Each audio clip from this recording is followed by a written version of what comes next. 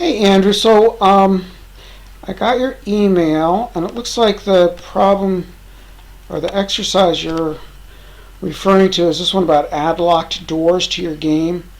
The player needs to find or otherwise obtain a key to open a door. The issue here is that a room can have more than one door, right? Rooms have multiple exits, which means they have multiple doors. So you can't apply a lock to an entire room. You need to apply a lock to a door in a room. So what you want to do is actually probably the best way to implement this is if you create a door object. So this is a working version that has door and keys.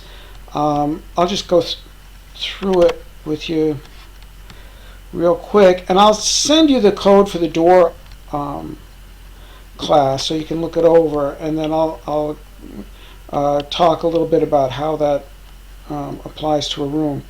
So for the door class, basically a door is a door between two rooms, right? So it's room 1 and room 2. Okay, and then there are also directions so we can keep track of if we're going between east and west or north and south or whatever. So there's a constructor here that has the room and the direction we're going in, and when we go in that direction we get to this room, and to get back to the original room we're going this direction. Okay, and then there's the key. And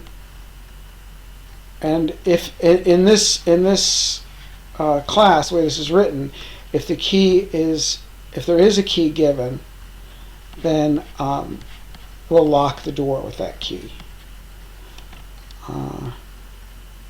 And notice we only it unconditionally locks here, but the way lock works is that it only really locks the door if the key is not null. Okay, and if the key that's given is the key that belongs to this door. Okay. Then we can try to unlock a door, and that will work if the key is a match, basically, right? And if there is a key for this door, and if the key is a match, and then we have this open method to try to go from one room to another. Okay, so let's see how that gets used. And like I said, I'll send you this code. I'll talk through how that gets used in the room class and the game class, and then we'll try to go from there.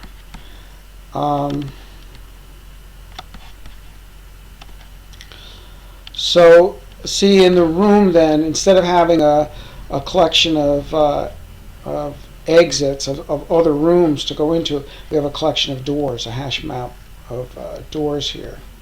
Okay, and it's a string door pair.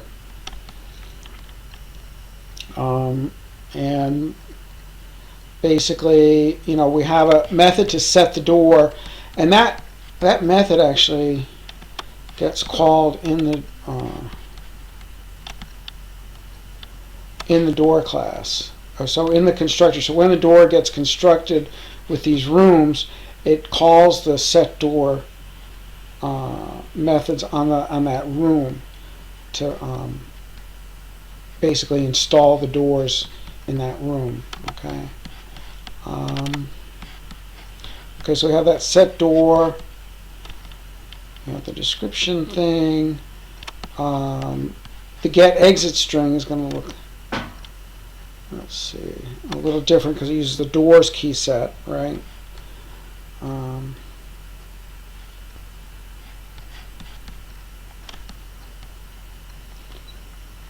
We have a get door method to get the door for a particular direction for that room, right? If we want to go in a particular direction, and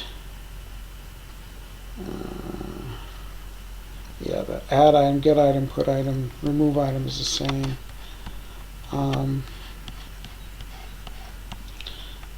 Let's see. Notice there for this version, there's a item and an items class. You don't have to implement this. This is just a way of because there are certain things that both a player and a room has to do with an item collection. So they, this was a version where that functionality is put together in an items class. But you don't have to do that. I'm just showing you what that is. So all right. So we have our door class, our room class, and then in the game class, the way that gets set up is when you are creating your rooms, instead of setting exits, so we don't do exits anymore, we do doors. So we create, and really it's just, we just need to call the constructor for the door, because what happens, as we saw in the constructor, is the door basically installs itself in these two rooms. So there's a door. When we create this new door, it automatically puts itself between, in this case, between outside and theater. And when we go east from outside, we go into the theater. When we go west from the theater, we go outside. Okay, so that's the basic idea there. And then let's find that go room. When we do go room, we get the door.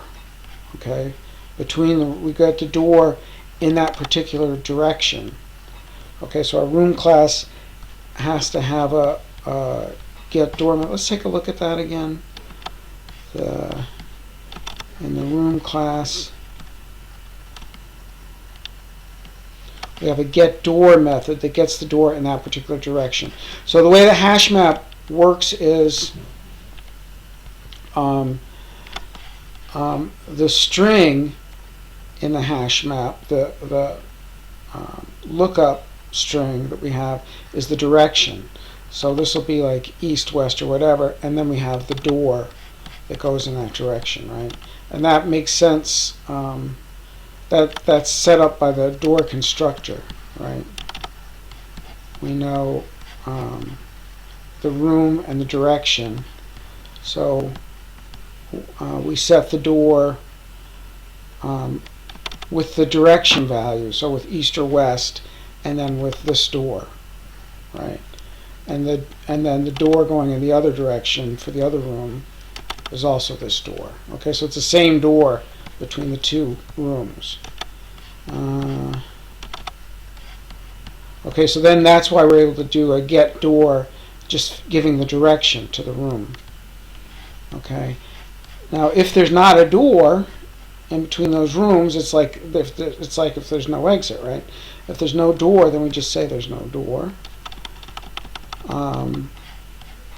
And then, okay, then we need this go through method in the player to try to go through in this direction. So let's take a look at that for a second.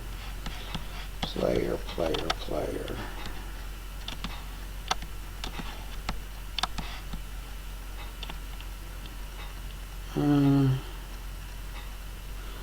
Okay, so the player first of all tries to get a door in that direction, and if he can't, then he just returns false right away. Otherwise, he tries to get the room that door leads to. So the door open, and like I said, I'm going to send you this door class. The open method in the door class just creates gives us access to that room and passes back the room that we're going to step into. Okay, so if the next room is null, then that means the door was locked. So let's see if we can unlock it. So we go through and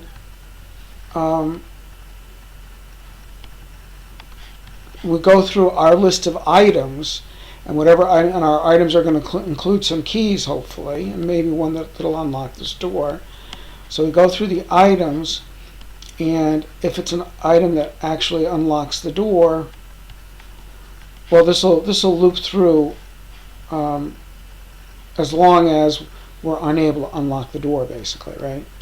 So or until we've looped through all the items. So now we go try and we see if this has succeeded, then we dropped out of the loop because we actually unlocked the door. So then we go here and try again to open the door, and this time if it's been unlocked, then hopefully we'll be successful, right? If the next room is not equal to null, then that means we've got it and we can enter that room and we return true. Otherwise, we're not successful in getting into the room, we couldn't unlock it, so we return false. All right? So that's the basic idea, and hopefully, you can go and replay this as many times as you need to. I'll send you this door class, but try, see how much headway you can make on your own with this.